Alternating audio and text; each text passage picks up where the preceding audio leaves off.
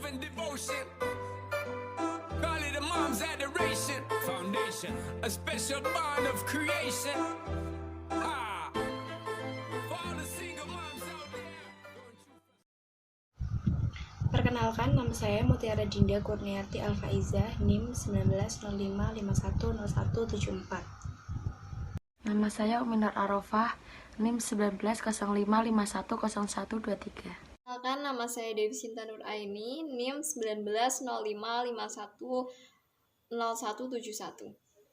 Halo, nama saya Safa Firmansyah, NIM saya 1905510122. Assalamualaikum warahmatullahi wabarakatuh. Perkenalkan, nama saya Usa Putra Digdaya dari kelas A1 dengan nomor NIM 0116. Halo, saya Iksan Hidayat, NIM 1905510136.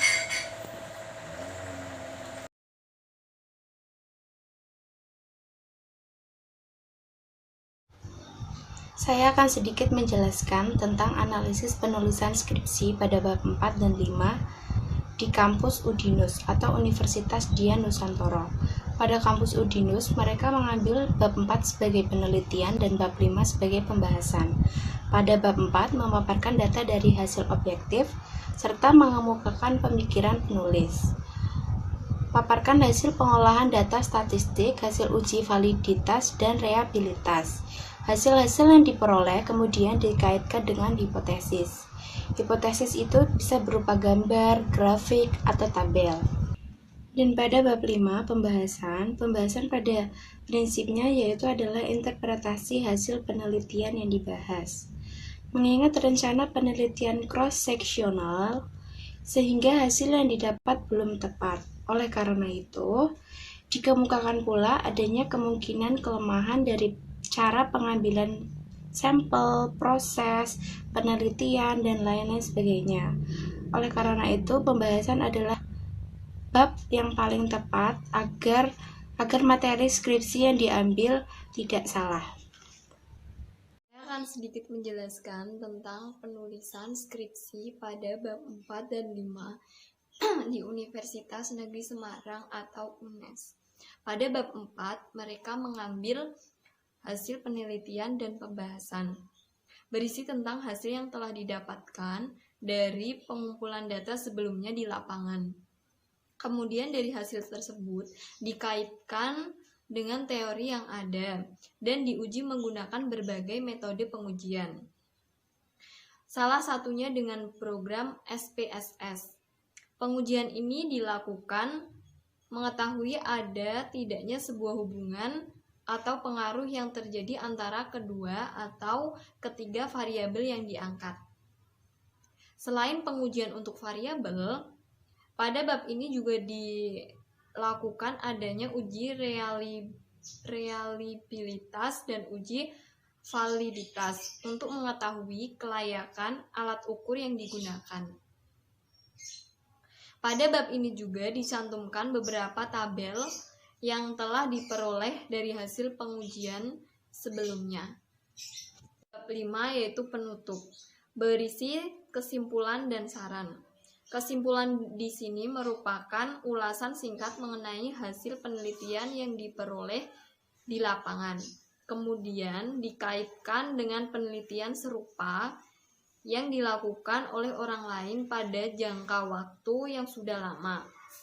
Hal ini dilakukan untuk memperjelas hasil penelitian tersebut.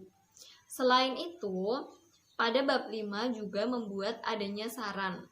Saran di sini berupa masukan yang peneliti berikan, baik kepada subjek maupun peneliti selanjutnya, berkenaan dengan hambatan dan kendala yang dialami sewaktu pelaksanaan penelitian. Hal ini dilakukan agar penelitian selanjutnya bisa lebih sempurna. Saya akan menganalisis bab 4 dan bab 5 dalam skripsi di kampus Universitas Semarang. Bab 4 hasil penelitian dan pembahasan. Pada bab ini, penelitian majikan data atau informasi yang diperoleh melalui penelitian, baik berupa hasil studi pustaka, observasi lapangan, wawancara, atau dari hasil pengolahan kuesioner, yang kemudian dianalisis berdasarkan teori-teori yang telah ditulis dalam tinjauan pustaka. Bab 2. Sub-sub pokok bahasa Indonesia. Subbab pada bab 4 sangat tergantung pada jumlah permasalahan yang telah dirumuskan. Dengan demikian, antara judul penelitian atau skripsi, perumusan masalah, tujuan penelitian atau tinjauan pustaka, serta sub pokok bahasa dalam bab 4 harus konsisten dan mempunyai benang merah. Sedangkan bab 5, penutup, bab penutup pada umumnya berisi subbab, simpulan, dan saran. Perlu diingat bahwa simpulan yang akan dikemukakan juga sangat tergantung pada perumusan masalah. Simpulan langsung menjawab perumusan masalah yang ada pada bab pendahuluan, sedangkan subbab saran bukan suatu keharusan. Saran perlu dikemukakan apabila menurut penelitian terdapat kendala atau hambatan dalam praktik penegakan hukum suatu penyelesaian masalah sosial lainnya yang mempunyai aspek hukum. Saran dikemukakan oleh penelitian sebagai upaya untuk memperbaiki keadaan yang ada pada fenomena sosial tertentu. Saya akan sedikit menjelaskan tentang analisis penulisan skripsi pada bab 4 dan 5 di kampus Universitas Diponegoro, yang sering disebut juga dengan Undip. Pada kampus Undip, mereka mengambil bab 4 sebagai penelitian dan bab 5 sebagai kesimpulan. Pada bab 4 ini, mereka menceritakan sejarah dari suatu tempat yang mereka telah teliti. Dari penelitian tersebut, mereka mencantumkan beberapa data statistik uji validitas. Data-data yang mereka telah peroleh dikaitkan dengan hipotesis. Tabel, grafik, dan kurva juga dicantumkan di bagian bab ini dengan memperhitungkan tempat yang tersedia. Pada bab 5, ini menguraikan kesimpulan hipotesis dari analisis dari bab sebelumnya. Pada bagian pertama akan dijelaskan secara ringkas mengenai kesimpulan hasil hipotesis. Pada bab ini juga mencantumkan beberapa keterbatasan penelitian dan juga menjelaskan kendala-kendala yang membatasi penelitian tersebut. Di sini saya akan memberikan penjelasan tentang analisis laporan karya tulis ilmiah atau skripsi di Universitas PGRI Semarang. Saya akan menjelaskan pada bab 4 dan 5. Pada bab 4 di Universitas PGRI Semarang itu adalah hasil penelitian. Bab ini menguraikan gambaran umum unit observasi seperti data atau variabel, serta menguraikan analisis dan pembahasan hasil penelitian. Kemudian pada bab 5 itu adalah kesimpulan dan saran.